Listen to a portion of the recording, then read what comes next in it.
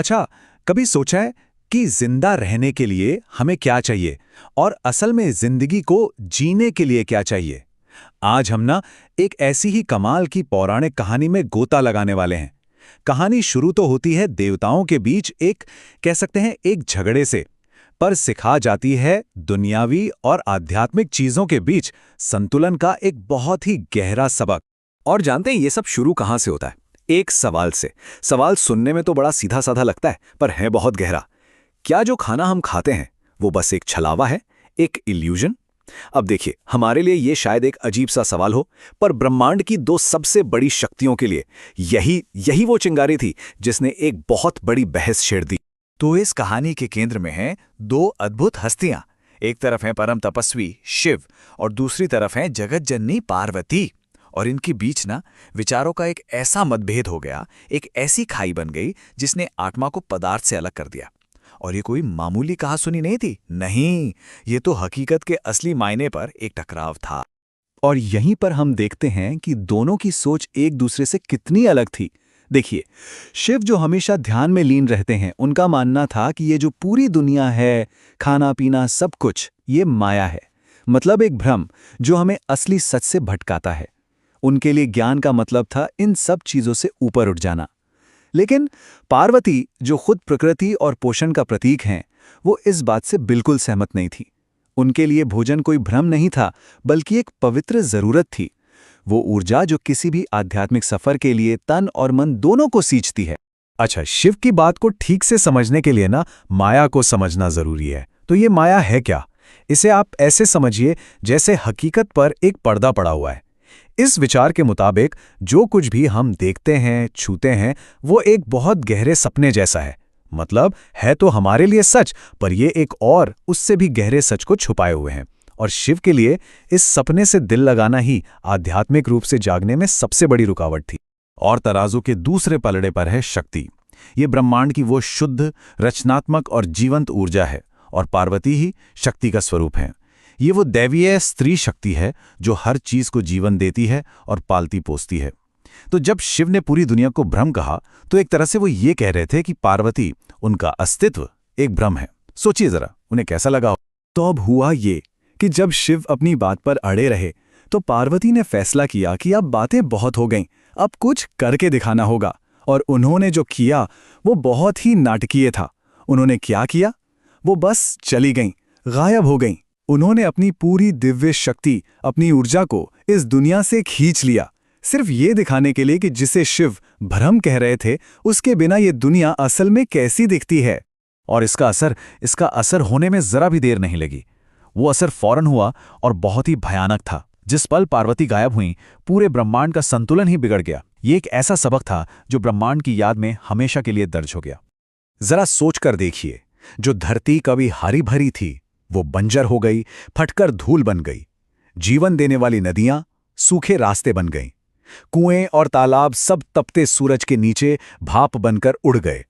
और बहुत जल्द स्वर्ग में देवताओं से लेकर धरती पर इंसानों तक सबके पेट में बस एक ही खालीपन था। हर जीव पोषण की एक एक बूंद के लिए तरस रहा था। और इस भयानक पीड़ा के बीच ऋषियों, यानी उस दौर के महान विचारकों ने एक बात कही जो इस पूरी कहानी का दिल है। उन्होंने कहा, बिना पेट भरे मोक्ष की खोज नामुमकिन है। सीधे और सरल शब्दों में कहें तो खाली पेट भजन नहीं हो सकता। सबसे ऊंची आध्यात्मिक खोज के लिए भी एक भौतिक, एक मटीरियल आधार की जरूरत होती है। और अब कहानी का रुख वापस शिव की ओर मुड़ता है। जब उन्होंने पूरे ब्रह्मांड में फैले इस दुख को देखा, इस पीड़ा को महसूस किया, तो उनके अंदर कुछ बदलने लगा। महान तपस्वी को अपनी गलती की गहराई का एहसास होना शुरू हो गया था। ये एक सफर की शुरुआत थी, ब्रह्मांड के पार नहीं, बल्कि विनम्रता की ओर। और यही वो सबसे अहम पल था। शिव को अपने अधूरेपन का एहसास हुआ। वो समझ गए कि वो, यानी शुद्ध आत्मा, शक्ति यानी पदार्थ के बिना मौजूद रह ही नहीं सकते। पुरुष और प्रकृति का संतुलन सिर्फ एक किताबी विचार नहीं था, ये तो ब्रह्मांड का इंजन था, और उन्होंने इसे ही नकार दिया था। तभी उनके कानों तक एक खबर पहुंची कि पवित्र नगरी काशी में एक अकेली रसोई है जहां अब भी खाना बांटा जा रहा है। उस एक उम्मीद को पकड़कर शिव ने कुछ ऐसा किया जो उनके जैसे देवता के लिए अकल्पनीय था। उन्होंने अपनी दिव्यता को उतारा, एक भिक्षुकता, एक भिखारी का रूप धारण किया और हाथ में भिक्षा पात्र लेकर काशी की ओर चल पड़े। ब्रह्मांड के स्वामी, पोषण के याचक बन गए। और यहाँ कहानी अपने शिखर पर पहुंचती है। जब भिक्षुक शिव आखिरकार उस चमत्कारी रसोई तक पहुंचते हैं तो उन्हें सिर्फ भोजन नहीं मिलता, उन्हें वो दिव्य मिलन मिलता है जो ब्रह्मांड की दिशा हमेशा के लिए बदलने वाला था। क्योंकि उस रसोई को चलाने वाली, जो अनंत करुणा से सबको भोजन करा रही थीं, वो कोई और नहीं बल्कि स्वयं पार्वती थीं। वो लौट आई थीं, पर शिव की पत्नी के रूप में नहीं, बल्कि अन्नपूर्णा के रूप में, साक्षात अन्न और पोषण की देवी। वो वहीं थीं, उन्हीं देवताओं और इंसानों की सेवा कर रही थीं जो उनकी अनुपस्थिति में तड़प रहे थे। और तब ये अविश्वसनीय रूप से शक्तिशाली दृश्य सामने आता है। पोषण की देवी वैराग्य के देवता को करुणा से भोजन परोस रही हैं। ये एक ऐसा पल था जिसमें सब कुछ कह दिया गया था। पदार्थ आत्मा का पोषण कर रहा था और एक ही पल में ये साबित कर रहा था कि दोनों एक दूसरे के बिना अधूरे हैं।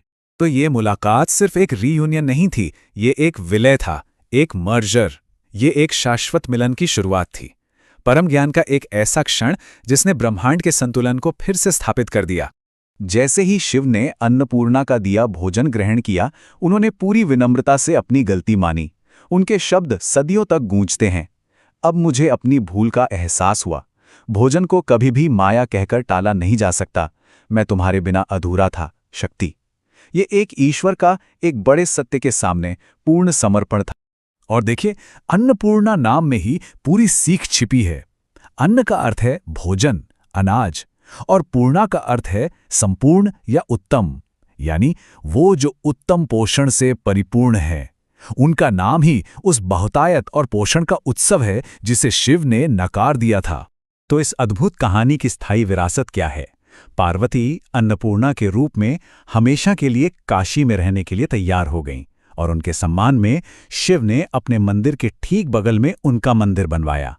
आज भी काशी में ये दोनों मंदिर एक साथ खड़े हैं, उस दिव्य एकता के शाश्वत प्रतीक के रूप में।